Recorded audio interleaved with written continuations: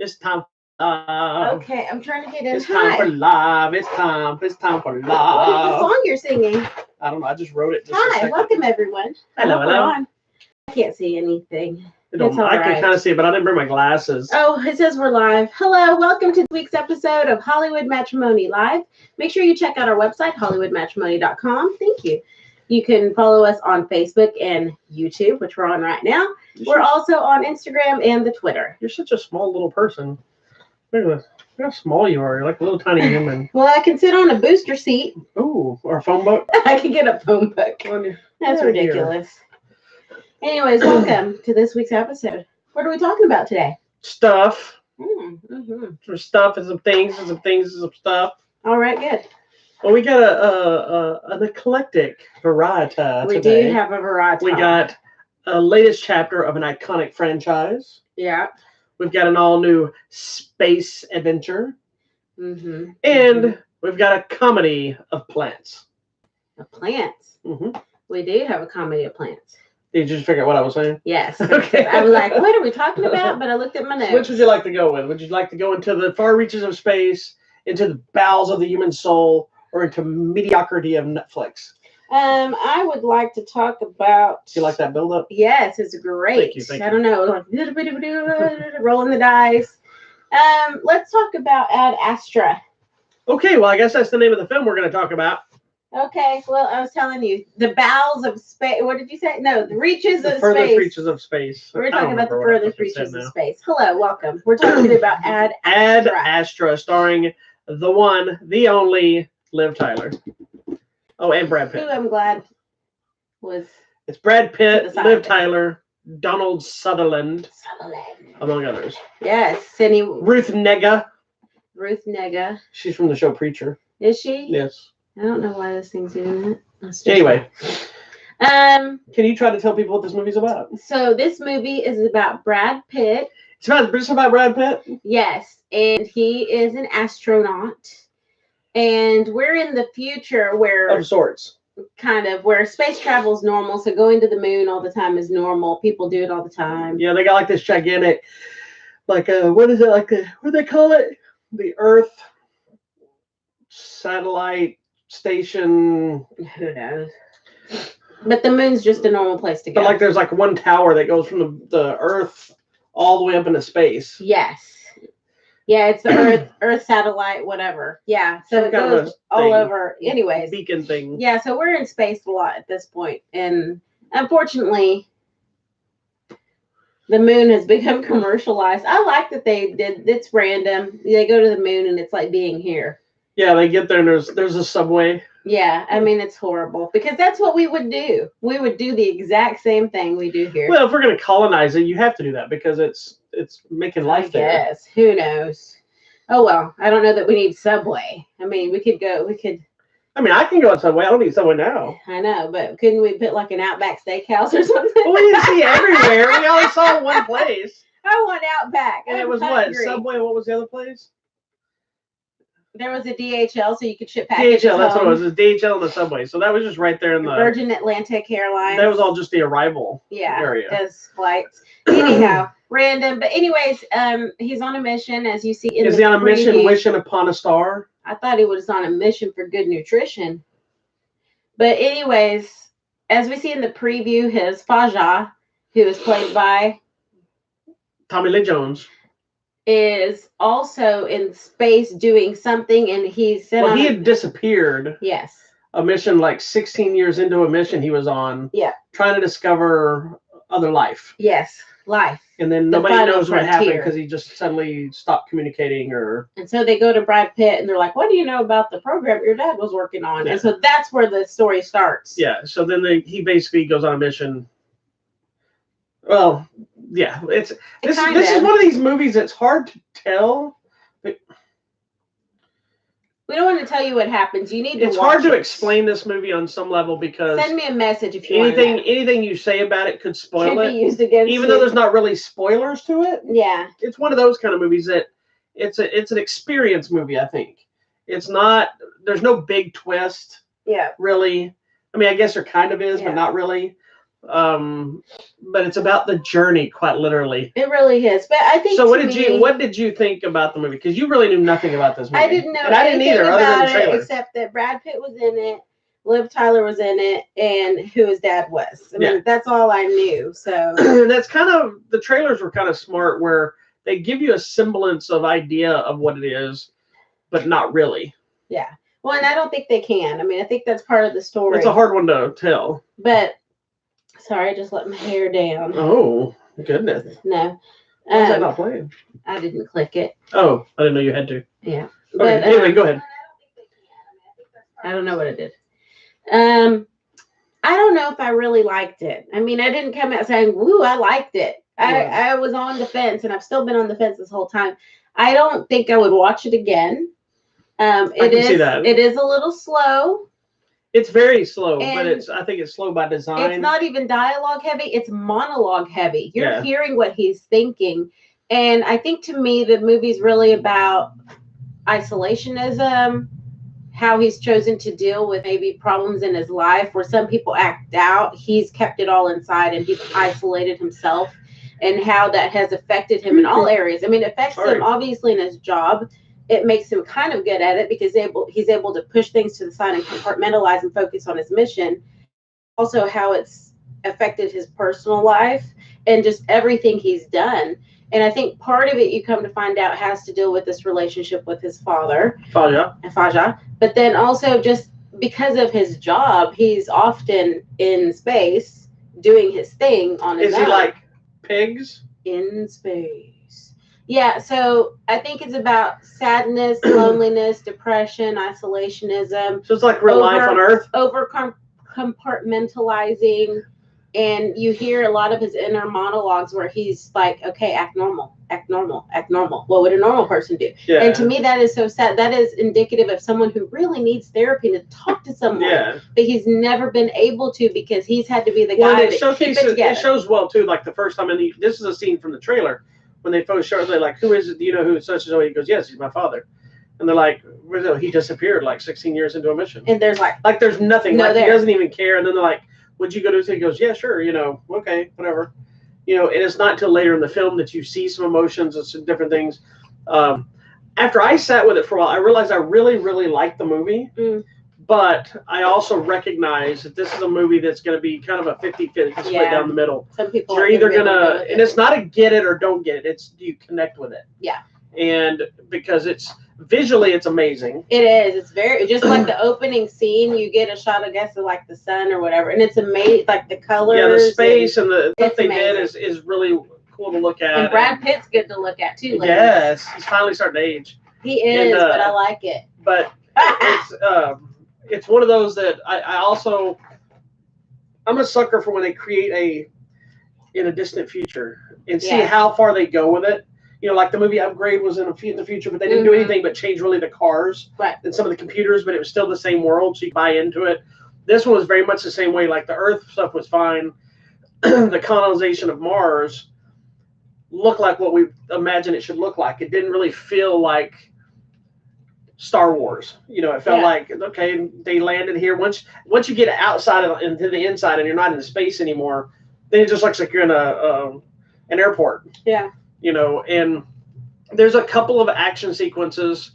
Both of them, while entertaining, are kind of pointless.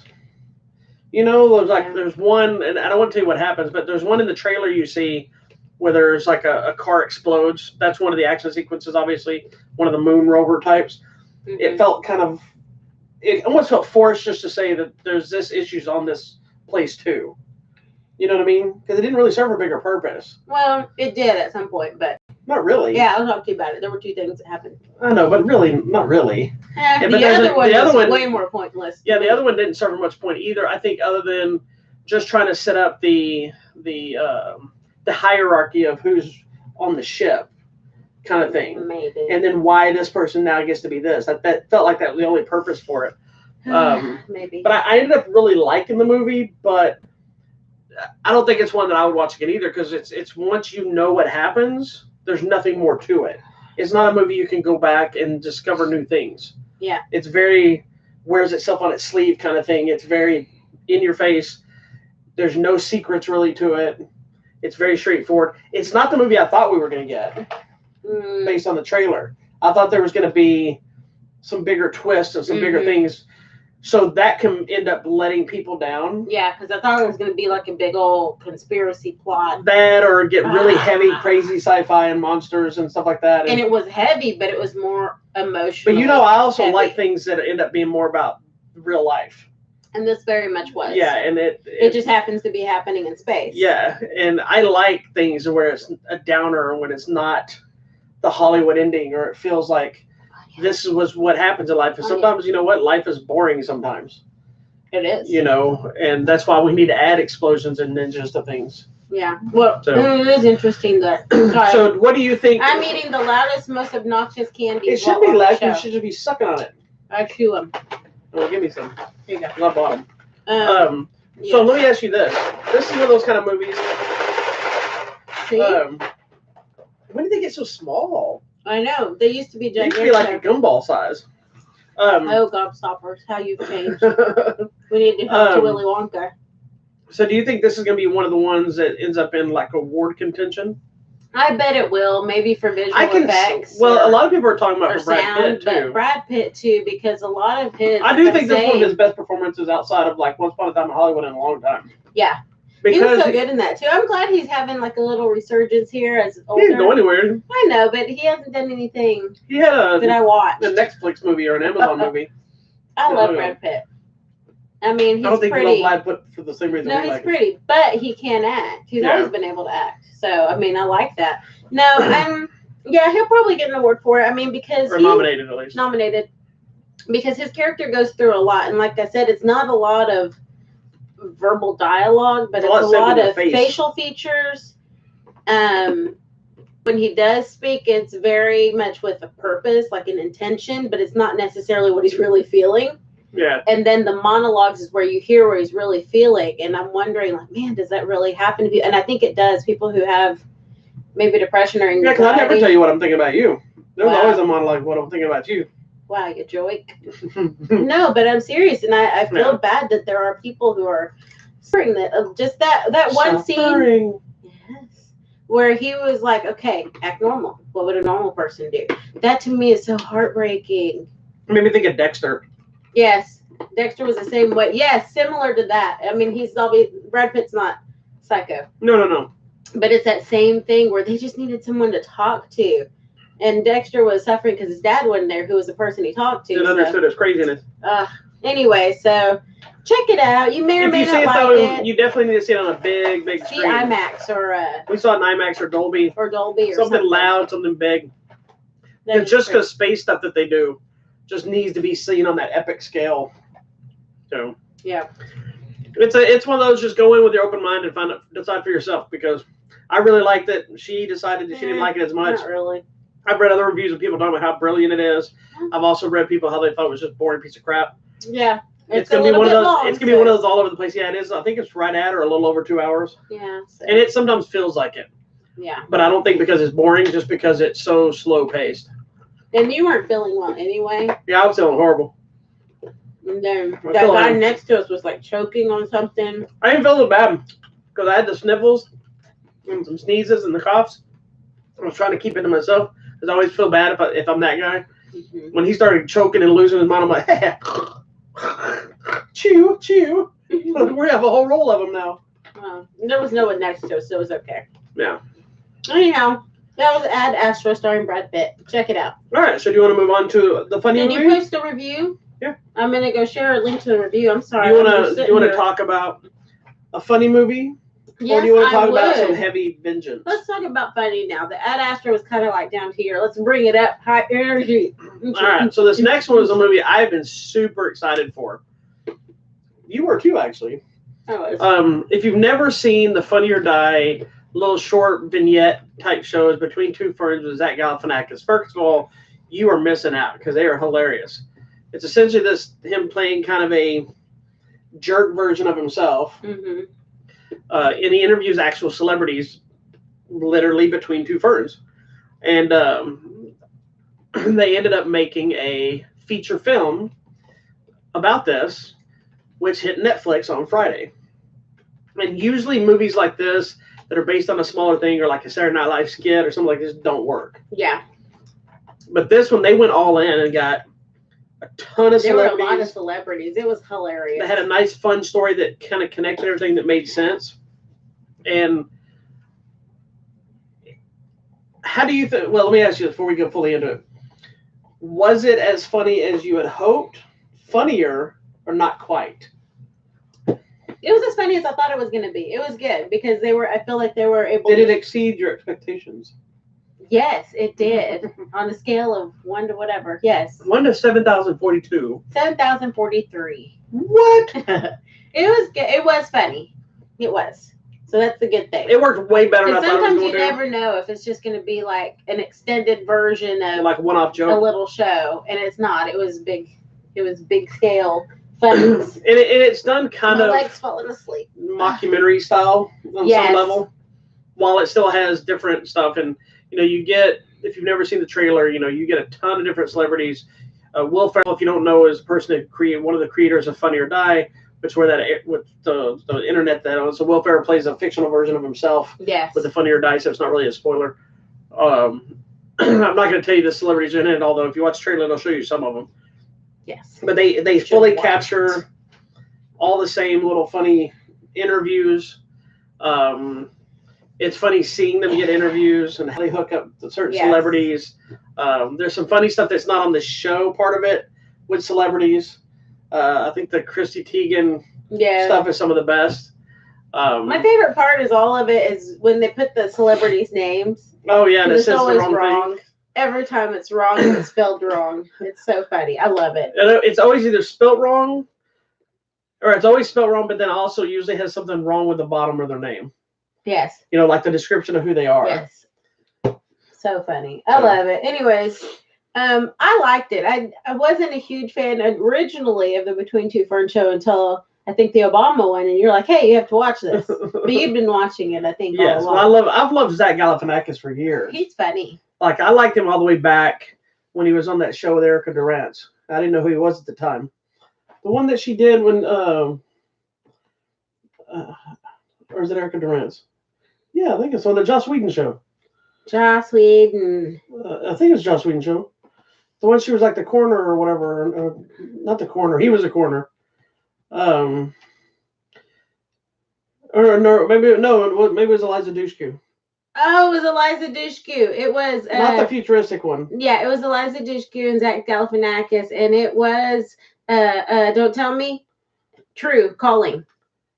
Is it True Calling? It's True Calling. Or she's like a psychic or some stuff. No, she relieves the day. That's right. And he was the Her name coroner. Was True. Yeah, he was the coroner. He was the coroner that she worked with. Yes. Yeah, and I didn't know who he was at the time. Yeah. He was great. And I liked him in the show, and then I started discovering his comedy and found out he was a stand-up comic, and then he was off the wall. And I love his show Baskets, which I'm very depressed. Hold on, I gotta say this. I just found out we just finished the last season of Baskets. It was a great show. Mm-hmm. I found out it was in. Did it actually end? I didn't feel like I'm gonna have to go back and rewatch the end of it to see if it felt like an ending because I didn't know it was ending. And I still didn't know it ended until I was watching an interview with him now. And they were asking, like, what made you decide to end Baskets with this season? I'm like, wait, what? Oh, baby. So I'm very upset. Thing. But anyway, back to Ferns. Okay. Between Two Ferns. And it's so funny. There was one, this isn't the spoiler, I don't think. When somebody on the show asked him, well, what if you get 3 ferns? Would you call it between 3 ferns? Just between ferns? He's like, I never thought about that. Yeah. There's another thing, and I hadn't told you yet. I just saw late last night. There's at least one. I'm assuming they're all of them will pop up. But there's at least one of the interviews from the movie. They have a full extended version of it online that I found. But the whole movie is the majority of the funny stuff is obviously with the interviews and the things with the celebrities. There's other stuff with the cast and things, but it's also you got to stay through the entire credits because there's bloopers, gag reel type stuff, and then there's another scene at the very end of the credits. So it's one of those you stay to the very beginning all the way to the very end. The movie. And even if you don't have to have seen Between Two Ferns to watch this. No, not at all. It's not that complicated to figure out. My favorite is Benedict Cumberbatch. Which is in the trailer. He's Benedict Cumberpatches, and then he ends up with. What did he call him though? What was written on the name? Is Benadryl Cumbersnatch or was it Snatch? I don't know. I don't know, but it said Benadryl something, and then it said Sherlock or Holmes or Watson. Sherlock or Holmes. Yeah, or something like that. Oh, Holmes or Watson, one of the two. Something crazy. It's so funny. It's a very, very funny show. It's horribly good. And if you've never seen Between Two Ferns, I believe all of them are on Netflix as well. Because did you also know? Speaking of Netflix, what's that? That Zach Galifianakis had done a stand-up type special, and it was like the very first original Netflix original programming. Oh, it was done was a Zach Galifianakis thing. Oh, that's cool. Good for him. Yeah, so he's a Netflixer. He is. He was in on the early stage. He was like Ashton Kutcher and Uber. There you go. Nice. So there's not a lot we can tell you about this movie because you need to see it because we don't want to spoil the celebrities that show up. It's not a complicated story. No, it's very simple. It's just a straight funny show. He's doing a show. He's on the road. And there you go. And if you like it, then you can go watch all the other Between Two Ferns because there's like Academy Award specials. There's standard ones. Each one's funnier than the next. The Seinfeld episode is one of my favorites. Yep. And it doesn't matter if you like celebrities or not because he's going to be rude to him and insult them anyway, so it might work better for you. It's funny. I love it. Anyways, so Between Two Ferns, the movie, is on Netflix now. So we kept that one short because our next one's going to be a little bit of a long one. I think so. I think it's going to be a long one. Because we're going to go through the franchise. Dun, dun, dun. So this weekend, one of my highly anticipated movies of the year hit theaters. And we're discussing the 5th and seemingly final chapter of the Rambo franchise, Rambo Last Blood. Not to be confused with First Blood. Yes, that was a long time ago. It was. It was in the 80s. So let's do this. Let's take a trip down memory lane. Okay, I'm ready. And I know you didn't get to go back and watch all of them. I watched the ones that mattered.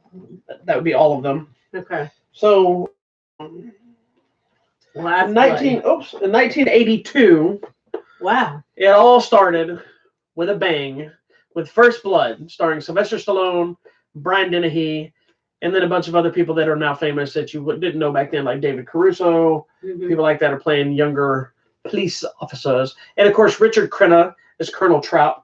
Yeah, which is the only other character from the franchise that was with the franchise all the way up until the 4th film. But Richard Crenna died in real life, so. Aww, that's too bad. I believe. I'm pretty sure he did. So anyway, First Blood, based on a book about a Vietnam vet who comes home. He comes to visit a friend. He found out his friend has passed away, so now he's moving on. He's very much like David Banner from the Incredible Hulk series. He is. And don't correct me. It's Bruce Banner. It's not because in the TV show he was David Banner. Thank you very much. He was. David. I liked that show too. We watched that show a lot. The Incredible Hulk. My family liked it. And my dad was always like, "Ay, pobrecito." He felt bad for him, but then he liked seeing Lou Ferrigno bust out. He gets harassed in this town because he's a drifter, and the jerk. Sheriff doesn't like drifters in his town because he thinks he'll be a troublemaker. And I saw a meme the other day. It's like all he wanted was something to eat. Let him eat something none of these other movies could have ever happened. So anyway, he goes back, gets arrested, and madness ensues. So what are your thoughts on the original First Blood? I really like this movie. I don't like Brian Dennehy because he's mean. Brian Dennehy's a great actor, though. He is. He did really good in the movie. I like the movie. It does feel very 80s or whatever, or 70s. But it's funny because when this movie was being made, they didn't want Stallone in this movie. He was like, I think the 9th or the 10th person chosen to play the role. The original book, Rambo kills himself. That means they're tonight. We talked about I believe he kills himself. Yeah. He dies. It's different. And they shot the scene, if I'm not mistaken. Or they either shot it or I don't know if they ever put it on the bonus feature or whatever, but I'm pretty sure they shot the scene, but Rambo dies. And of course, had they killed him, then it'd be the end of all. What are you looking for? What is the year? I know it was made in 82, but what is the year? We're in the 70s, right? No, I think it's in 82. Is it? Yeah, I think so. Okay. Anyways. Because the Vietnam War was in the late 70s. Late 70s. It ended in 75-ish, 76. Yeah, so I think he's just remember, because he's not fresh out of the okay, it's been fresh back from Nam. He's just, remember he talked about he went to Nam as a teenager, so in this movie he's like in his 20s. Okay.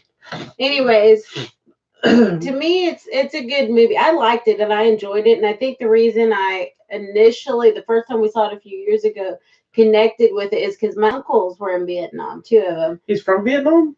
No, they were in the war in Vietnam. I think so. Who knew? And so I think like mentally and emotionally it totally affected them. One of my uncles was not. Well, this one is an action movie. This one has a lot of like story elements of dealing with the PTSD. PTSD and the how they didn't welcome him home, because like there's a sequence at the end where he's talking to Trout and he's talking about is like why does everyone hate us, or what is this, and he's breaking down and he's like we just wanted to come home and people spit on us, and it touches base with all that stuff, and it's a powerful movie whether you care about Stallone or not. Yeah, well, I think it's important even nowadays. I mean, there are so many like homeless vets or people suffering, and like, why are we not taking care of these people? Whether or not you believe in any of the wars, which I don't necessarily believe we should be going into other countries and do. I mean, that's a whole other issue, but they're doing their job. Yeah. They signed up to protect our country, and they follow the orders that are given to them, and they don't get to choose where they go. Yeah. But when they come home, they should have access to free health care. They should have access to like discount housing or something. And they don't. It's like, okay, you served your time, bye, peace. And so it's not fair. I don't know. And when we saw, we watched, what's the show with Angel, David Boreanaz? SEAL Team? Why are you slapping me? Because even in that, these poor guys have to jump through hoops to get their benefits, to pay for the treatment that they need for that one guy. Well, there's something that just passed. I think I told you about it. I didn't get to read the full article, so I don't. If somebody knows about it, you can comment. But they were saying there was some deal that said that the VA was going to be responsible for having to pay the hospital bills even outside of the VA hospital. They should. Veterans. Because what happened, my uncle's, he went to the VA hospital or something, and he was one of those guys where they left something in him and he was getting sick. And so they had to do another surgery to get that thing out that they left in him. They left an instrument in. I'm like, oh my gosh. So that actually like a ukulele or something? Yes, that actually happens. Yeah. But it's so much paperwork, and if, like we saw in the SEAL Team episode, the injury didn't get written down correctly. So because of that one thing, all of his other treatments were going to be covered. Yeah. It's real. It's funny, if you may remember, this movie has very little dialogue from Stallone. Mm-hmm. He hardly talks. It's more action. In the original version of it, the script, he had a lot of dialogue. And Stallone was like saying, I'm saying stupid monologues and this and that. And the whole movie, he's like, the last one was powerful, but this just makes no sense. Why would this guy be talking like this? Mm-hmm. So they kind of cut it down to where it's like that. So if you don't remember, I'm going to spoil the ending to this movie. What? He gets arrested. So with this one, it's important to know that. Yeah, he gets arrested in this one. And the reason that's important is because we move into 1985's Rambo. That's one of the movies that isn't very good unless you like those sort of things. I'm Rambo First Blood Part 2. Mm-hmm. Now here's what's funny. This is one of the few times in my movie film history I saw this first, because I'd never heard of First Blood. Now you got to remember, it was 1985. So, or what did I say? Did I say 85? Yeah, it was 1985. But it said First Blood Part 2. I know, but I was a kid. I had no connection. Did somebody just take you? I don't remember, honestly. I don't remember if I saw this at the theater. I don't remember if I saw this at somebody's house. I don't remember when I saw this. I remember watching it and going, what's part 1? And then finding First Blood years later at a friend's house. And I'm like, what is First Blood? I've never heard of that. And it was halfway through First Blood, I realized, holy crap, that's Rambo. And it didn't connect, but whatever. I'm glad you're here to get me movies in order. So in this one, it kicks off with Rambo is in prison. He's working on like a breaking the rocks detail. And Colonel Trout comes to him and says, we need help, or they'll get you out of here. If you can come here, they want you to do like a recon mission, but go back to Vietnam. But it's not dramatic. But they didn't want him to save people. They didn't want him to do anything. He was supposed to take pictures. That's all he was supposed to do. We'll see. So he goes, they drop him in there, and of course, Rambo does Rambo things. He has to help people. He finds POWs. He has to help people. He rescues them. He can't help it. And they refuse to pick him up. So they're about to pick him up, and they call him back and say, no, we don't want to get started with the Vietnam again, so we're leaving him there. And what do you think this does to Rambo? You made him mad. So this becomes not only the fight for Rambo to get himself and the POWs out of Vietnam, but also he's going to go fight against the government and the asshole that didn't send him back. And it's one of my favorite scenes in the whole Rambo franchise. Is he's on the speaker and they're telling him to call the Viet Cong guys are telling him to call the base and tell them, that they have him hostage and this and make demands or whatever. And he's talking to Colonel Trout and he's like, "Is so-and-so there?" The other guy. And he goes, "Yeah, he's here." And he puts him on. He's like, then he tries to act like his friend. He goes, "Rambo, are you doing okay, my friend?" He's the guy that gave the order not to pick him up. And he goes, he shows his muscles and it shows his hands squeeze around that thing. You hear it like crack in his knuckles. And he just says, "I'm coming for you." And then he beats the crap out of everybody in the Vietnam little camp. And that guy's just like, he pissed himself. Because now his whole reason to escape Vietnam now is to go kick this one guy's ass. And that's basically what we get. Anyway, I like this one. It's interesting because the first one's happening like in the mountains. This one's happening in the jungle. In Vietnam. So it's pretty cool. Yeah. This one turned into more of a straightforward action movie. Yeah. Where the first one is action, but there's some depth to it. He still deals with a little bit of the PTSD, but not as readily. And I think I know some people are talking about how, he's suddenly over his PTSD of this, but he's also back in his element. Yeah. So I don't think he's as affected because he's back in Nam and he's back where he feels like this is where I belong. Because it's that whole thing of the soldier always looking for a war. Yeah. And when they have the war, they feel good. That's why he felt okay when in the first Rambo, in the first Blood movie, where he's running around in the jungle and stuff, he was fine. Yeah. Not fine, but Yeah. And then he's got his bow and arrow in this. This one I also love when they capture him. He does have his bow with his explosive tip arrows. Remember that for later. I also love this one because this is one of the torture scenes when they have him in the mud in like a crucifix type thing. It's when they lift him up in the mud. He's covered in leeches and he's wearing like this little rope thong, and he's just looking at him like, "What?" I'm like, "That's and he's much bigger in this movie, like muscular. Was this during the Rocky one? Yeah. Well, this came after First Blood came after the first Rocky. Okay. But he's not. If you watch him, he's steadily got more and more ripped. He's very ripped in this one. He is bigger in this one than he was in First Blood. He's bigger in the next one. Yeah. He's even bigger in the next one, and even bigger in the new one. Yeah. So he went from lean muscle to mass, very much so. Yeah. So the ultimate American action hero was back right in this one. First one, part 2, straightforward action movie. I really love this one, especially because it was all the bow stuff. So I had a bow at the time too. So I would jump up on stuff and shoot the arrows across the yard to piss my dad off. so at the end of this one, he gets back, he does his thing, and we think we're done. Right? Dun, dun, dun. I think we're finished. But it can't be done because in 1988, Rambo's back for Rambo 3. Total domination. Now, this time around, he's in, I think, Thailand, and living at a monastery. He's trying to find peace. And that damn Colonel Trout shows up again, asking him to be a help with the mission. But this time, Colonel Trout in red from that 70s show comes in with this mission, and Rambo says no. Uh-oh. He finds him doing these underground stick fighting in Thailand to make some money. And in the next sequence, he's working construction at a monastery. Yep. And he says, "Nope, he's doing his thing. I'm done with war. Done. I'm over. I'm at peace here." I found peace. He's fighting. I think the whole mentality was him doing the stick fighting. While he says it's to earn some extra money, I think that's letting him get his rage out. And then he comes back, and then he works this monastery. And he feels like he's helping, giving back. So they leave. So they could have ended the movie there, and then Rambo would have been at peace forever. Well, but good old Colonel Trout got captured. Happens. Trout got captured. And the government was not going to go help him. Of course, why not? They never want to help Rambo, man. Well, they're not helping Trout this time. I know. But the guy comes back to tell him, Red from that 70s show, comes back to tell him. Red Foreman came to tell him. This is clearly before you had to air it. Wow. He comes back to tell him, "Hey, there's nothing we can do. I was just letting you know that Trout's been taken. We don't know if he's dead or alive." And he's like, "What about me?" Kind of to the left like that. "What about me?" So Rambo goes in again to try to help them. And craziness ensues. Now he's fighting the Russians. He's in Afghanistan. And he's fighting against Russians and helicopters and RPGs and he's on a horse. This one's a horse, and he still has a bow and arrow. He's got his big old knife. Got his knife. Remember all this for later. Well, that's the stereotypical thing is the knife, the headband, and his bow. That is all Rambo stuff. Or he's a lefty. So this then of course it ended, and you think now Rambo's off in peace again. And what's funny is during this time period, we also had Rambo for the children with the Rambo animated series.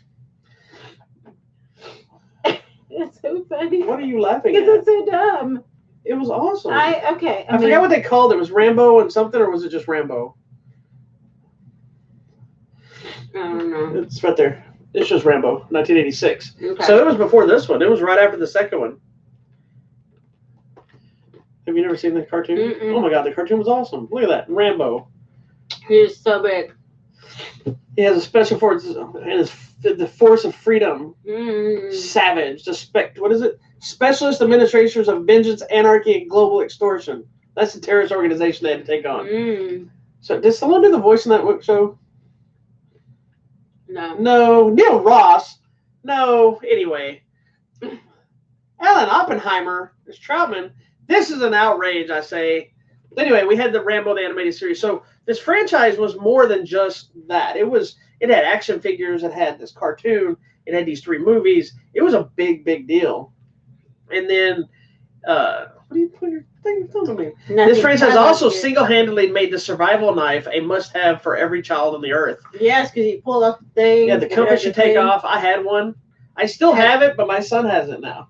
Did it have the little fishing line? It had it has what they called a fishing line, because like a metal line in reality, or they had the fishing line. They also had what they called a saw, which was a piece of metal wire so when you take the knife handle, you take off the compass. It had 2 like key rings. Yeah. Right? The key rings you attach the wire to, and you had a tree saw. In reality, it's what you hook around somebody's neck and coat them. Yeah. So you were basically, that's what I was thinking. They were basically giving children something to kill. And it wasn't really giving children, but things to kill people. And I had one. My son has it now.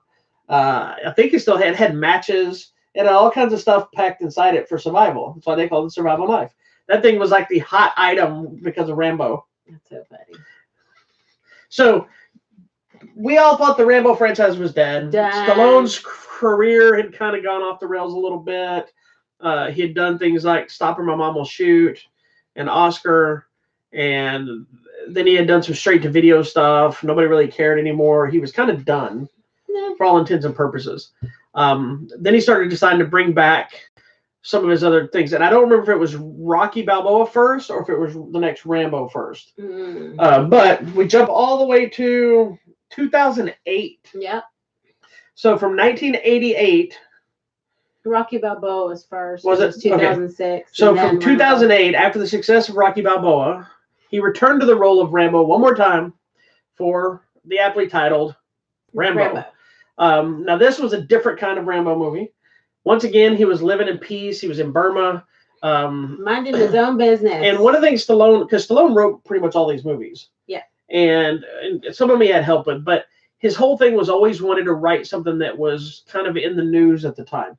Where the first movie is based on a book, the second one was dealing with vets and the Vietnam and stuff. The third one was dealing with all the Afghanistan stuff that was going on. This one was talking about the Burmese Civil War. That's like the longest civil war in record history or something.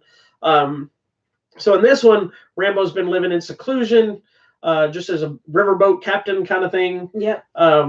Outside of Burma, and we have some missionaries. Some missionaries going to spread the word of Jesus. And one of them is Julie Benz from the Buffy, who she thinks is the greatest show of all time. It is. And they want him. They heard about Rambo, and they want him to take him up. And he says no, but then they talk him into it, so he takes him. And then, of course, as we know, it never goes well. No. So what is your... I know this one you rewatched recently. You didn't rewatch the other two. This one you did rewatch. So what do you think about this one? I really liked this one. I mean, this is where obviously he's older now. But you still... And he has... I feel like between these two, he's been here for a few years. He hasn't had to do any... I'm pretty sure after Rambo 3, he came here. Yeah, me too. So he's totally been living somewhat peacefully. No conflict at all. And you can see throughout this one the hesitation to get involved. He's like, I don't want to get involved because he knows these people. He also knows once he cuts loose, it's not going to hell's with me. And this is up until this point easily the most graphically violent one in the series. He may not have killed as many people in this, but this one people are being shredded and Well, also because of where they're at, it is a war zone, and so he's not the only one killing people. People are dying all over left and right. Yeah, but I'm just talking about like this one. This one probably would have been the easiest one to have a hard R. Like this one even has like an extended, like unrated cut. That's super. Like there's a sequence where he's like on a heavy cannon and he's just ripping people apart. It's one of my favorite scenes in the movie. That's cool. And then when he kills one of the main bad guys, like when he guts him and his entire intestines and everything falls out, and this was a different Rambo. This is a harder, old-edged Rambo who he's doing this to save these people. So he's still in the midst of all this stuff. He's doing something that he thinks is his duty. Where the first one was more about survival, him trying to survive what he thought he was being treated unfairly. Yeah. Because to the first one, many times he goes, "I didn't do anything." And he feels like they're attacking him, and he's not going to go back into a prison camp again for doing nothing. Yeah. The other ones were missions. Yeah. One being a mission for the government that he's betrayed, one to save the only person in his life that means anything, Colonel Trout. This one is him going back to feeling responsible for leaving them there after knowing that this was going to happen and to help them. He tried to tell him. And then when he finally has to be Rambo and not John. There's such a hesitation too from him that you can see he does not want to get involved, and he's like, "Y'all do not want to go there. This is not a good idea," but they don't listen, and so he has to go help them. And I don't, the interesting thing throughout all of these movies is there's never a love interest, which I like. Well, there is a love interest in part 2. The girl in the Asian girl, but that sends it into him. That's another moment of him. They make out finally. And then she gets killed, and it sends him into a fit of rage. Yeah, but I think since then he never gets involved. He doesn't get close to anybody ever. So I think that's fine. He's like, forget that. So in this one, I think it's really his respect and his friendship with Julie Benz's character that she develops as they go. Honestly wants to help people, and I think he's like, well, I do too, because throughout the whole thing, he wants to help and save people too. They're on different missions, but with the same purpose. Yeah. And so I think that's what kind of is like, dang it, I gotta go save this lady. You know, my favorite part about this whole movie is the first time he does the Rambo thing, because there's all these mercenaries that go with him because they're hired to go find the missionaries that are lost. Yeah, and he's like, and Rambo I'll take him, drop you off, but I'm not gonna be involved. And when he finally shows up and he's saving everybody, the look on the mercenaries' faces, seeing him like, who the hell are you? And he's wiping everybody out because they just know he's the riverboat like, guy. You don't know Rambo. Yeah, they don't know. No, because they're like, who are you? What are you doing here? Blah, blah, blah. And so when he starts going crazy, they're like, hey. So moving on from this one, because this one has a perfect ending to the franchise. Yes. Because one of the way the original one starts is Rambo walking down the street wearing his green fatigue jacket, carrying his duffel bag, trying to go see a friend or try to go somewhere. He's just wandering. And then at the end of this one ends after Julie Benz is like, well, you should. She talks him into going back home, and he hadn't seen his family since he left for the war. She's like, there's got to be someone there. You need to go home. So the movie ends with him walking past the mailbox to the Rambo farm and up the walkway. Yeah, remember all that. So we seemingly we're led to believe this was it. Yes. There was no more Rambo. Well, I'm saying to remember all that. It's interesting because when you get to the new one, all of these things are in there. Well, here's the thing is, so in the latest chapter, Rambo Last Blood, and I don't think this is going to be a marketing ploy of, I honestly think this will be the last one. I don't think Stallone's going to return to this character, although I don't give two craps how they ended this one. I would love to go back to see more Rambo because I love Rambo, but I think this puts a tack on it, because so in the latest one, he's been back home for years, probably since 2008, we'll say. He's been there now. He lives on his farm. Now, did you understand? I didn't get it from the movie, but I got it from. But sometimes I have trouble understanding his dialogue now because of his tone and my bad hearing. Yes. Do you know why they all live on that farm together? Did you catch it? I didn't. Okay, so I watched an interview with him, and he said it. I just know it's the lady was. Did you think he was related to them somehow? No, not necessarily. No, none of them are related to him. Okay, good. So basically what happened was he says when he returned home, he found out that his parents had died. And this is basically at the end of Rambo, right? But he said at some point in between this, family, and they had left the farm to the people that worked there. Oh, okay. Which was the grandmother. Yeah. So the people that he lives on this farm with now is a little Mexican lady and her granddaughter. And there was another lady at one point, she has passed away, which was the girl's mom. And so he's kind of become a surrogate father to her. And I'm assuming almost kind of a son to the grandmother, you know, but he has his area of the farm, very much Rambo's area, and they have their area. Yeah. While they all merge. So you can just see a distinct. It's a blended family. It's a blended family, but you can see a distinct two lifestyles being lived. And they respect what he's doing and they understand why. Yeah. I think the grandmother, she's so sweet. I love her. Whoever she is. She's an Oscar nominated or winning actress. Because I remember her. No, one of these ladies. Anyways, love her. She's so good. And I feel like when we get into the story, she understands, because I'm feeling like she might have known more about him from the parents. Probably. Like maybe this whole time they've been waiting for him to come home. Yeah, she probably knew him when he was a kid or something. And so when he finally comes home, or younger. I feel like she understands what happened and understands this whole war thing. And so I feel like she just lets him kind of like, yeah, cool. This is your home. Do your thing. And like so essentially what happens is the girl wants to find her dad. She gets a call that found him. She wants to know why he's left. It's a logical, thing that happens with kids. He's still living very much in the Rambo world in his mind. His PTSD is worse. His body's worse because he's older now. He's been through some crap. Obviously, we've seen it in 4 other movies. Forgetting the fact of Vietnam War before that. He doesn't want her to go out in the world. He's worried enough about her going to college. He doesn't want her going to Mexico to find her dad because he's like, I can't protect you out there. Well, and the most interesting line is she's like, things aren't as bad as they used to be. And he's like, no, they're worse. Yeah. And it is. I think things are so much worse now than it used to be back then. So he's aware. Well, and even the grandmother arguing with the daughter about going. Yeah. She's like, I want to find out my father. And she's like, this man's been more of a father to you than anybody else. Like trying to make her understand. It's like, you don't need him. And she don't need him. So as we know, most of the movies like this, and sadly in a lot of real life, if you head to Mexico, there's a high chance of something bad happening. It's Mexico, guys. Don't go. So she goes to Mexico. We're not going to tell you what happens in Mexico, but obviously Rambo's got to help. Rambo's got to go find her. And so madness ensues. One of the things I like is they're trying to show Rambo, like Rambo has more dialogue in this movie than I think he had totally in every other movie. Yeah. Like a lot of one-liners in the other movie. With this one, he has full dialogue. And it was interesting. I wouldn't have caught it. I'm glad I saw the interview before I saw the movie, but I didn't tell you about this on purpose. Yeah. He talks about all of his dialogue in the movie. It's still not him talking. It's him answering people's questions. That's true.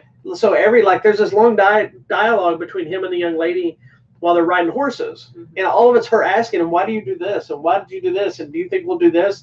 And then he answers her, but he never says. He never is initiating a whole conversation. Yeah, why do you want to go there? It's never that. It's always in response. How did your friends like hanging out? How did this? Because she's like, why do you have tunnels? And he's like, well, it's, why, and whatever, Yeah.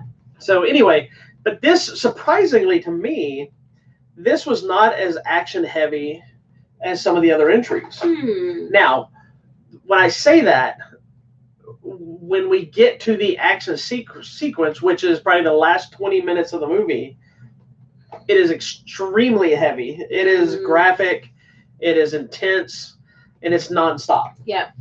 It's violent. It's somebody compared it. It's exactly a good comparison. It's Taken meets Home Alone. Yes. That's exactly what it is. Absolutely. I mean, and it harkens back to the very first movie where he set the traps in the jungle. Yeah. Or in the mountains, sorry. It's kind of the same thing. And you see that, and it's so cool. Well, I also like that, like his knife that he uses in this one. He has his normal Rambo type knife, but he makes like this dirty machete looking thing that's very symbolic to where he's at, because like he's dealing with PTSD. So the first time we see Rambo, he's taking pills, splashing water. You can tell he's, he has some flashes a couple of times. So he's really struggling with life. And these pills are probably helping him keep grounded in the peacefulness of the ranch. And the one moment he finally snaps and's pissed, I think the moment that you're going with a different character is he goes to take the pills again, and then he just throws the pills away. And you know that now he's gotten rid of these pills, so shit's about to go down. It's like, I just rather feel the pain. But you also there's still that vulnerability of the emotional stuff that he deals with, the fact that he's older, so he gets his ass handed to him a couple of times, initially, because I think he walked in blind to what he was going to do. Yeah. But when he finally shifted into real Rambo mode, which is plotting it out and thinking where he's going to go and sneaking in and things like that, then it gets hyper aggressive enough to where she was like covering her face. And like, I was like, ooh, I didn't even know you could like just grab and break that bone. There's the thing, he's breaking bones, like literally. Like you're pulling bones out, he's popping them off and shit. I didn't know you could do that, but now I know. Yes. I loved this movie. Did you? This is my favorite, and it is completely different because he's not in a mountain or a jungle or a rainforest. He's not in a war. No. Yeah. And unwittingly, the war comes to him, and it's all because of this girl going to Mexico. So don't go to Mexico. Well, here's what I thought it was kind of ironic about the showing the geniusness of him and the writing, because you can say, oh, this is a ripoff of this and this and this, but they come to his ranch because he wants them to. Oh yeah. Like he baited them. He baits them to come back. Like, they could have easily come from him, and they never would have come from him had he not bothered with anything. Because there's a moment in the movie where they even say, leave him. You should have did this when he was here before, blah, blah, blah. But he does something pretty horrific on purpose because he wants him, and then sends everybody away from his ranch so that they can have a party. And it was a very graphic, bloody party. I loved it. I loved all of it. I love blood and guts. I like action, and I like seeing the cool traps and things. It kind of reminds me like Saw. That's why I like all the Saw movies. Yeah, but you still haven't seen the last one. I haven't. You haven't seen Jigsaw yet. Anyways, I love all of October's coming, so we're having a marathon. The clever things, but I really liked it, and I like seeing him older doing these things because you can see he's struggling sometimes. Like he's running, but it's not as great. Yeah. He's still got his bow and arrow. He's got his knife. There's a horse. There's all this stuff from all the other movies are in this. The other thing I like too is when he's building the stuff, because I talked to somebody and they were like, it took so long for them to come and show up, and this and that. Like I looked at it as it probably took weeks before they came and before he went back out there and lined them up, because he set everything up and then went out there. He set it up first. But I think they could, because they had to deal with the other side first. I think it was weeks and weeks before he went back. Yeah. And then so that made sense. As probably 2 or 3 weeks. As silly as like obviously more. you throw a little bit of realism out the window on some level. Yeah. But I like that he also had to kind of practice. Yeah. Like he was setting stuff up. So in the trailer, you'll see it where he's like shooting the bow. He's practicing his bow. He's not only practicing his bow, but he's practicing precisely the place where he's going to use that bow. Yeah. And what he's going to hit with it.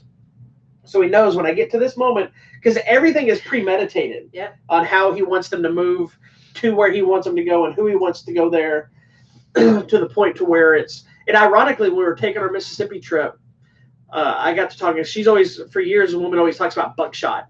She knows nothing about buckshot or shotguns or anything, but she yells about buckshot all the time. So I'd ask her if she ever heard of dragon's breath.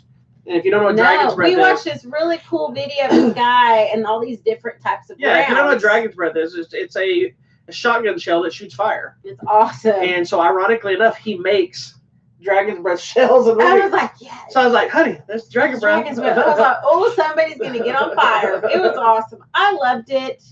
I mean, if you like Rambo, you're going to like it, I hope. I did too. Here's my thing is I can see, I had a conversation with a friend who wasn't as big a fan. That's okay. And I get what he saw. The villain isn't overly great, but that's the same issue in the last movie too. They were kind of faceless villains. Yeah. Where in the other movies you have a very specific character, like in the last Rambo you have the Burmese general. Yeah. But he's not really a character. He's just there. Yeah. This was kind of the same. You had these two guys, but there's nothing that really dragged you into them. I think they weren't. But no, I mean they're there, but you know what I'm saying. They weren't really developed. They were just here. They are. Here's who they are. Moving on. Let's kill them. I thought he killed them a little too fast. I thought that part was the ending was a little too abrupt. I was hoping it was going to drag that out a little bit because of the situation. Maybe. But not in a bad way, because in the end, I love this movie too. This is going on my top 10 of the year. That's how much I love the movie. I love Stallone's performance in it. I like that we got to see a different kind of Rambo. It is definitely, it is a movie that could have easily, you could have changed the character's name and it could have been not a Rambo movie. And it would still worked. You could have just said, this could have been a Liam Neeson movie. Yeah. You know, it could have been the same part of the Taken franchise. It could have called him the other character. Oh, that's true. You know, so it's not a movie that would be like character or specific to Rambo, but I think it worked for the character, for the growth and the direction they went with it, the PTSD stuff. And I was a little disappointed in how it ended because you know how I wanted it to end. Yeah. But I got it. I understand. Yeah. And without telling you how it ends, I can't really explain what I'm saying. And I'm not going to tell you. No. But you see for yourself. You need to watch it. I thought it was good. I hope you enjoy it. It's not long. No, it's only about an hour and a half. It's not slow. There's always something happening. And I think it's all understandable, and it deals with a lot of important issues. I don't know if I can really say. I don't want to give it away. Just human trafficking is bad. Yeah, basically. Because it's funny, and I think I mentioned it to you, but if y'all don't already know this, before he made the last Rambo movie, this was the Rambo movie he wanted to make. Mm. He had been talking about the Mexican cartels and the human trafficking and told this whole story, and everybody's like, what, Rambo fighting the Mexican drug cartel? That sounds stupid. But now it's relevant. Then he read about the Civil War in Burma. It's like, that's way more interesting now. Relevant and then they asked him why now, and he goes, because this movie is way more relevant now than it was then. It's so with what's going on in our country, what's going on there, a lot of elements, it plays into everything now. Yeah, so it's really good. I think you should watch it. I love it. If you love Rambo, you need to check it out. Decide for yourself. Just know that this is a different Rambo movie. This isn't Stallone running around with his shirt off with his headbands and things like this. This is a hard, gritty revenge flick that when he kills people in this movie, it is pure rage. It's not, I'm killing to survive. It's not, I'm killing to escape. This is people, he wants these people to hurt. He wants them to suffer. Mm-hmm. Like there's moments that people are dead and he shoots them anyway, knowing they're dead, mm-hmm. which I love that kind of behavior. When you see a movie, the only other movie that probably tops my brain levels of thinking about that, and it's one scene specific, is Death Sentence with Kevin Bacon. And it's the sequence where he snaps and he's shaving his head. And then when he shaves his head, when he finishes, there's just patches of hair still all over because that's really how it would be. Nobody gets a perfect clean shave if you're not focused to do that. And I love when you see somebody that this person's impaled, clearly dead, or doesn't have a head, obviously dead, and then you shoot him anyway. Because that's you just saying, F you, you know, and keeps going. And the same thing with what he does at the end of the movie to the main person. The metaphor, physical aspect of bringing his metaphor to physical life was just kind of cool. It's some people might kind of seem kind of silly, but I loved it too. It is going on my top 10 for this year already. Okay, there you go. Your top 10 is like top 50 right now. No, I have them listed, not in any specific order, and I have 3 to 4 that were on the fence. So those are the ones that get bumped. So mine's already set up for the year. I'm not ready. Yeah. I know my favorite so far, but you know my favorite scene in the entire Rambo franchise is? There's one scene specific, and it's probably not so much a favorite film scene as it's an effect / cool sequence the way it was shot. Which one? And you won't remember it probably because it's part of part 2, I believe. Okay. There's a sequence where he gets shot, or he falls on something, he gets stabbed, it goes all the way through. I don't remember exactly what happens. He goes in this tunnel. When he finally gets away, he's got like a post or a spear stuck inside him, right? So it's sticking out the front of his rib thing, stomach fat area here, his 0% body fat. It was almost hitting an ab. And so he sticks his thumb in the back and he pushes it forward to get it out. Yeah. Which is already gross and cool enough. Gets it out and he's like, ugh. And ironically, I believe it's in one of the same places he got shot in this movie, where he's kind of that same side. But then he takes a bullet, Lord. Yes, and he pours it into the back. And when he lights it, the effect is so cool because he lights it and it flames from front and back. Yeah. In his rib cage, and he's like, ah! You know, his face, and he does, ah! And then he falls. And I'm like, I remember when I saw that the first time, I'm like, that is the coolest dang thing I've ever seen. So when I was playing guns and stuff with my friends, if I got shot, I would lay down and start pouring like stuff on me, and I'd be like, ah! I always got shot somewhere, and I always lit it on fire and acted like I was cauterizing the wound. You're so funny. That's so cute, babe. Good job. Oh, but now I tell you what, when the zombie apocalypse or the purge hits, we get shot. I'm pouring gunpowder inside, and you're lighting your ass on fire. Make sure it's not a dragon's breath. Anyway, so Rambo for Last Blood is in theaters now. Now that I know that exists, that's what I'm using during the purge. That's right. Rambo Last Blood is in theaters now. I did not look to see if it was #1 this week yet. I can check. Well, I'll look in a second because I have to log into my list. Don't you look? That's my job. Don't you do it? Look. Don't. I'm going to delete your whole computer. All 3 of these lovely 4K editions of the Rambo trilogy, as well as the whatever the hell I'm saying. All 4 Rambo movies are available now. I think they're all from, I don't know, from Lionsgate. I think Lionsgate. Oh, Lord. Guess what's #1? I don't even remember what came out. Ad Astra? Nope. Lion King? No. What else came out? Or what else is still out? That bull. Oh, that doesn't surprise me a bit. That is some bull crap. That does not surprise me in the least. Anyways. Downton Abbey was #1. That's some bull. No, that's got some massive fan base. That doesn't surprise me because all those weird English people. We saw people dressed up at the theater, and Bobby's like, where are all these like, why are these flappers here? I'm like, they're going to go see Downton Abbey. I'm just standing here holding Rambo. That's okay. Anyway, all 4 of these are available on 4K. They're really cool. They got all kinds of bonus features. You should check them out. So, Rambo was #3. Yeah.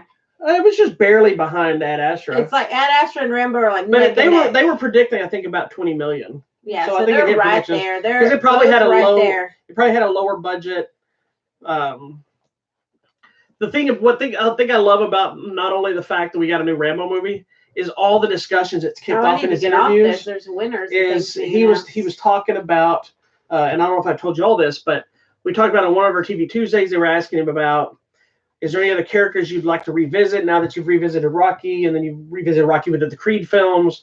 Would you want to return to Rocky again?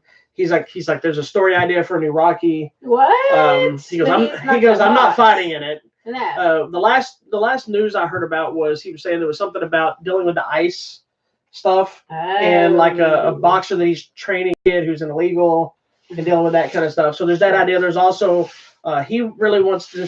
There's a Rocky prequel idea of when he's like younger. He's also said, I don't know if this is actually an idea, but it's just something he wants to see a Rambo prequel with Rambo like in high school before he went off to the war, and seeing what kind of person he was before he became that hardened soldier. He's like, it probably wouldn't be exciting to be like, captain of the football team and popular and this and that, and the fighting with the parents about don't go to war and then go off to war and become Rambo. He goes, I don't know why anybody would want to watch that. He goes, but I find that interesting. Yeah, it's interesting. He's been trying to get Tango and Cash 2 made with him and Kurt Russell. Kurt Russell thinks they're too old. And he's like, Kurt Russell's cool, man. He goes, what made the movie great was, have you ever seen Tango and Cash? I have not, but I do like me some Kurt Russell. The whole movie is... I like him now that he's older. Their whole thing is their banter, is what that movie's about. It's like a great action movie, but Stallone was like surprisingly enough, Stallone was like the suave, fully suit and glasses cop. And Kurt Russell was like the dirty Bruce Willis type. It was very much like Will Smith and Martin Lawrence, Bad Boys. Yes. Whereas Will Smith is the rich, kind of snooty one. And Martin's more the down-to-earth guy. Kurt Russell's like the grungy cop. And he was like the fancy cop. And then they had to team up. But to do that, he said that there's, I think the development that might be fun. The Cobra TV series. Cobra. That Robert Rodriguez is supposedly working on. And during another interview, they were talking about why he hated Dolph Lundgren the very first time he met him. Oh. And for Rocky IV. Wow. And he said, because they're friends now. Yeah, they're friends. And he said they may work on another Expendables. He said the reason he hated him, he said they were looking for this big hulking person to be just this dominating specimen for him to face off against. He said he came in and he had these blue eyes and his beautiful hair and his physique and everything, his calves. You could see his leg muscles through his pants. He said he was just perfect. And he goes, and I looked at him and I was like, son of a bitch. And he goes, and I knew if I hated him, everybody would have to hate him. Good. But it was just because of how perfect he was, his physique and his look. And so anyway, but in that dialogue, he mentioned they might do another Expendables. That'd be cool. I'm very excited for that. So that's where we're at on the world of Stallone. And there's a TV show that's being developed for Dolph and Stallone. That'll be fun. There you go. So much Stallone because he's in theaters right now. There you go. All right. What else? Moving on. Let's talk about our movie experience. Oh yes, we got a lot of those this time. Go ahead. Lord help us. So, first one I guess would be with Rambo. Lord, I don't even understand what was happening during. Okay, so it was like we brought the people from Mississippi back with us. We had a great audience. They were all into it. They were into were cheering to the blood and guts and all that, and they were like, "Ooh," when it was gross, and they were into it. So that part was great. The weird thing was the guy that ended up sitting next to Bobby. He was initially sitting in front of me, but he's kind of next to you. Yeah, initially sat directly in front of me. Like, and here's the thing is, and I know I've mentioned this on the show before, because we have the AMC A-list thing. I look at the seats to see who is sitting around us, so I know ahead of time, are we going to sit next to somebody, or we're going to have some space, kind of what's happening. Mm-hmm. And there were supposed to be 2 or 3 people sitting in front of us, but nobody next to us directly, or not that I saw. So we were like, okay, good. We get there. This guy's sitting in front of us. He's on his phone, which is fine. Which I thought he was supposed to be the people that were sitting there. Right. Nothing was happening. But then the trailer started and he's texting. He's on a flip phone, you guys. He pulled out a flip phone that had a crack in the screen. He was texting with the 3332221, putting all the buttons to text. And I'm like, I've never texted on a flip phone, so I have. I'm like, oh my gosh, this man has a flip phone. But then he picks up the phone and he's like, yeah, man, I'm at the movies. Uh-huh. And the trailers are playing, so you're getting annoyed already. I kind of am, because I actually saw trailers I hadn't really seen yet. Yeah. So I'm like, okay, the movie's going to start. It's going to be okay. And then some guy walks up. That I assume was about to sit next to him. Yeah. So he talks to him, and he's like, and he's like, oh, I'm in the wrong seat. So then he got up and he moved up, which clearly I think where he sat was not his seat either. But it just happened to be nobody else was going to sit there. So he came up and sat next to me like 2 rows over. And then he pulls out a second phone. So now he's texting on both phones. He answered the one phone again because it rang, like not a vibrating. It was like, hello. And I'm like, really? So I'm looking at the people in front of him. Looked at him a couple times. But he texted through the entire movie. And then what did he do at the end of the movie? Hold on. Mind you that he didn't pay attention. He was on the phone for an hour and a half. And then the movie ends. And like, really? It was everything I could do to be like, what the hell movie did you see? You're clapping for the movie you didn't even pay attention to. So then we put out together an entire story like, oh my she decided he had a side piece. Yeah. I decided he was a drug dealer. Whatever. He was using the flip phone for something, so they can't trace him. Yeah, he was doing both. I don't know, man. That was the craziest thing. But that he answered the phone and he's like, no, man, I'm at the movie. I'm like, really? Shut up. You're at the movie. That's what I'm telling you. We need to put something in that disables like cell phone signals, a dampener, a blocker, whatever. You just should. Well, Alamo has got it solved. Yeah. The bigger chains are afraid to do it. I want to go to They're Alamo. afraid. The bigger chains, I've read some articles about this, that they're afraid that it will lower their revenue because they're afraid people will stop coming because there's a lot of people that don't know about the Alamo stuff. I love Alamo. Or Studio Movie Grill, which is kind of the same way. If you don't know, at Alamo or Movie Grill, the Alamo is where the Mexicans. If someone's on their phone, you report it, and they will kick them out. Yeah, they get one warning. Yeah, and then they'll kick you out. And they've played some of the messages from people who've gotten kicked out, and they get all angry about it, but they don't care. They will kick you out of the theater.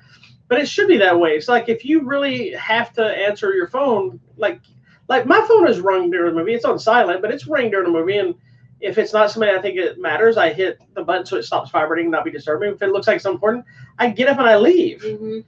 And then I answer it. If I know, like when I used to have to carry 2 phones for work and I knew I was going to be in a movie and there's a chance that I might get messages, I would purposely sit against the wall so that I could fold my phone towards the wall and not shine it out here. But either way, I would get up and leave the movies. If I was starting to get a lot of stuff, I'd leave the movie and just leave and come back and watch it later. It's just, I don't get that. But anyway, so that's what happened during that movie. At Astra, I think, was fairly calm. We had that one guy that was like choking to death. Yeah. And then there was this strange man that you kept staring at. And I was like, stop looking. The guy with the hat. It was an older man who was sitting kind of catty corner down one row. And he came in and he was wearing like a fly fisherman hat. You know, one of those big round. I didn't look at him until he started messing with it, and then he took his hat off and he was straightening it out, and he was going all the way around the brim, like straightening it and poofing it out. And I looked at you and I'm like, stop looking, pay attention. And you're like, I can't. And so then he puts his hat on and he just sits back, and I'm like, that was bizarre. Because I don't know, I was looking at him because you were looking at him at first. Because I was like, and I looked at him, I was like, I moved on. But then I saw you from the corner of my eye. But it was funny because this is her face, but she looked at me, she's like, stop. And I'm like, I have to see what's going to happen. It's so funny. I watched him until he finished what he was doing. And the other thing that happened during that Astra, which I think you even heard, the lady over here was snoring. So it was a family of four. It was a dad, 2 daughters, and the mom. I knew she was asleep because I got to go to the bathroom at one point, and she was laying down. Yeah. It was a kid. It was sleeping. Oh, was it? Yeah, I thought it was the mom. No, I think it was the kid sleeping. Oh, well, somebody was snoring at one point, and then one of the other girls started giggling. And I was like, oh, my goodness. So, who knows? And then the guy over here was choking.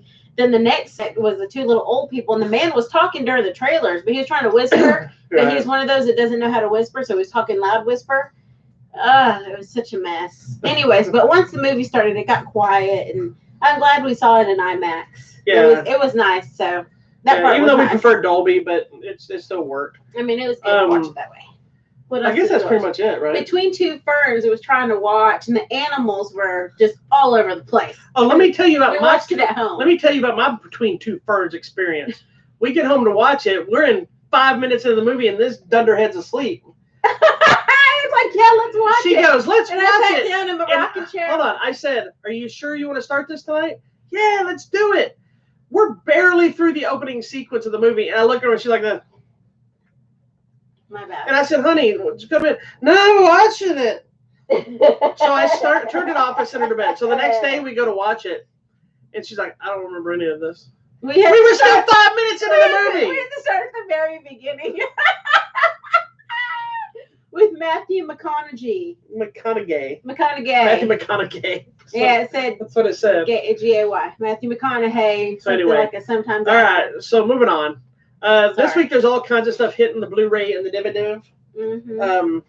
We've got the movie Yesterday, which we haven't seen yet. We do have a review on our site from lovely Miss Wendy. Thank you. Go check it out. HollywoodMatrimony.com.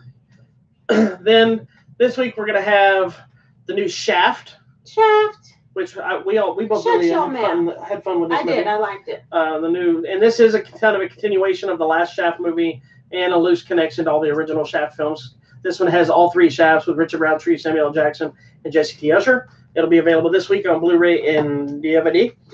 Shout Factory is bringing out the 1998 John Carpenter film Vampires. I believe this one with James Woods. Yeah.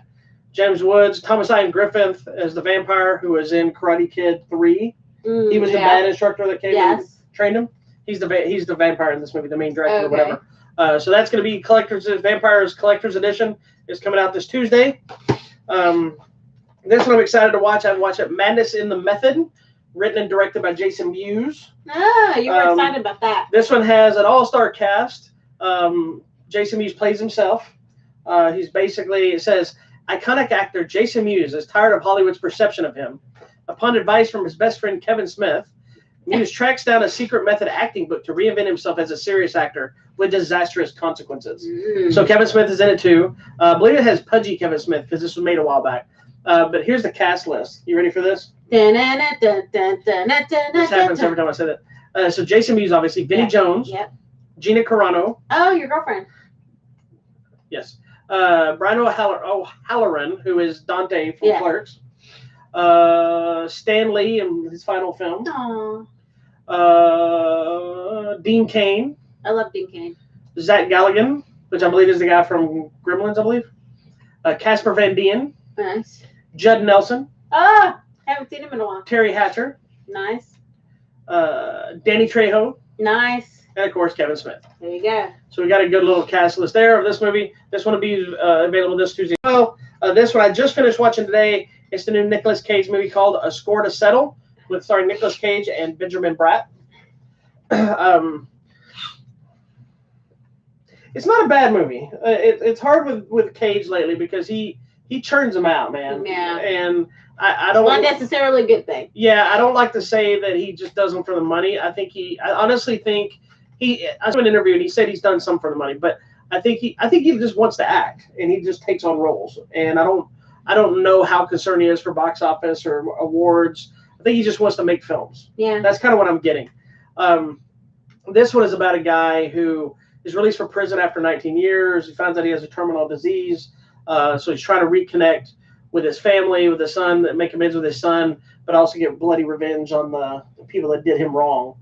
And so it's about him reconnecting and his vengeance. And there's a very interesting twist at the end, which I know you'll never watch it, so I'll tell you after we get off there. Yeah, just tell me about it. See, and there's a good old Nicolas Cage in the box. Wow. So this one's going to hit this week. Also, Anna is coming out this week. Oh, the good. Luc Besson movie, Anna, with the female hitwoman.